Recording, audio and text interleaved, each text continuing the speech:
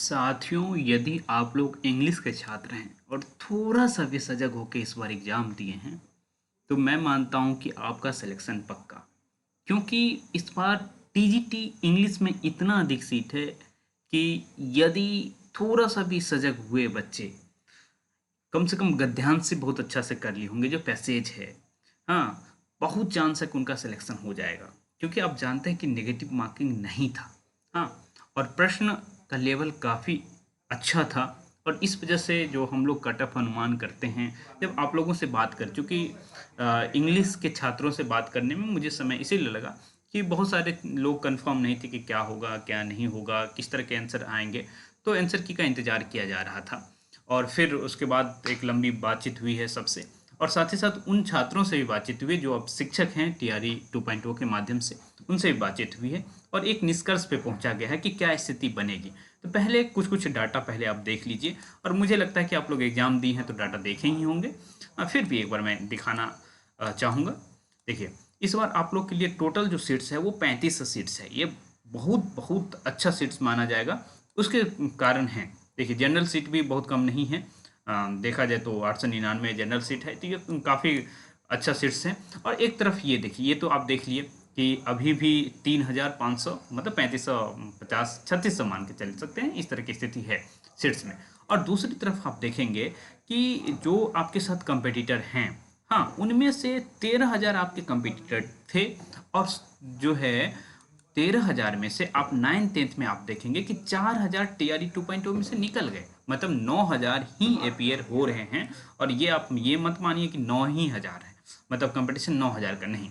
आप ये भी इमेजिन करिए कि आप 11th-12th में भी बहुत सारे ऐसे छात्र होंगे जो STET 1 और STET 2 दोनों क्वालिफाई किए होंगे। तो इसमें से भी बहुत सारे बच्चे, ऑब्वियस सी बात है कि STET 1 क्वालिफाई किए होंगे, जो टीआरई 2.0 में पीजीटी के रूप में वो चयनित हुए हैं, क्योंकि कॉमन होता है ये चीज़। हाँ, इनके लिए पेपर 2 होता है, वो अलग से आप देख लेंगे। इनके इनमें स्थिति देखिए क्या है, पेपर 2 में तो देख ही होंगे आप लोग। ऐसा नहीं कि आप लोग इन सारी बातों से अनभिज्ञ होंगे। हाँ, देखिए सिर्फ 4,894 जो पीजीटी के लिए होता है, इतने ही लोग क्वालिफाई किए थे। खैर, हम उस पर फोकस नहीं करेंगे। मैं आपको यही दिखाना चाह रहा था कि आपका जो कंपटीशन है ना, वो 9,000 जो आप लोग देख पा रहे हैं 9,000 से कम है। हाँ, और उसको मैं आप मान के चलिए कि 7,000 के आसपास कंपटीशन है। और 7,000 में आप देखेंगे, एक मिनट, 7,000 में से आपके पास 35 सीट है, मतलब देखा जाए एक सीट पे बहुत अधिक कंपटीशन नहीं है। हाँ, ये कंपटीशन दो या दो से कम ही मैं मान के चलूंगा, इससे अधिक कंपटीशन नहीं है। और प्रश्न का लेवल जिस हिसाब से है था, उस हिसाब से मुझे लगता है ये कट ऑफ बहुत कम जाने वाला है। पिछली बार आप देखे होंगे कि कितना गया था। पिछली बार का आप रिजल्ट तो जरूर ही देखे होंगे, क्योंकि आप लोग टीआरई 2.0 में एलिजिबल थे एग्जाम देने के लिए, और आप लोग दिए भी होंगे, तो कट ऑफ तो आपको पता ही होगा। देखिए कितना कट ऑफ गया था टीआरई 2.0 में, 74 की गया था जनरल कट ऑफ। ये कतई 74 नहीं जाने वाला, एक चीज़ मैं आपको बताता हूँ। हाँ, ये इस बार जो एग्जाम दे रहे हैं वो सारे बच्चे हैं जो टीआरई 2.0 में 74 अंक, या फिर कैटेगरी के जो भी छात्र हैं, जैसे ईडब्ल्यूएस 67 अंक, या फिर ईबीसी के 60 अंक, या बीसी के 67 अंक, इस तरह के अंक नहीं ला पाए थे। या कुछ लोग ऐसे अच्छे लोग ये हैं कि कुछ लोग बाउंड्री पर रह गए थे। ये स्थिति बनी थी आप लोगों के साथ। तो आप क्या स्थिति बनने वाली है, सीधा सीधा हम लोग कट ऑफ की तरफ चलते हैं। जब आप लोगों से बात किया, और दूसरी बात, एक बात मैं बता देता हूँ, जो मैं कम्युनिटी पोल करवाता हूँ उसमें से मुझे एक चीज़ पता लग गया कि आप लोग सही से उसमें पोलिंग नहीं करते हैं। क्योंकि एक मैं जान से गलत पोल डाल दिया था, उसमें भी लोग मार्क कर दिए थे।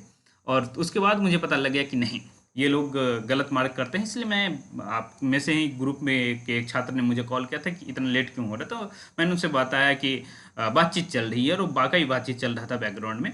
तो ये स्थिति है। तो हम लोग अब पहुँचते हैं क्या कट ऑफ रह सकता है उसकी तरफ। ओके, तो सीधा सीधा हम लोग व्हाइट बोर्ड की तरफ चलते हैं। 1 मिनट, हाँ, आपको दिख पा रहा होगा सारी चीज़ें। तो सबसे पहले हम बात करते हैं कि टीजीटी में इंग्लिश, इसकी ही बात कर रहे हैं। टीजीटी इंग्लिश में 1 मिनट में एक चीज़ चेक करना, हाँ, बहुत अच्छे से आपको दिख रहा होगा। यूआर का कट ऑफ क्या जाएगा, ठीक है।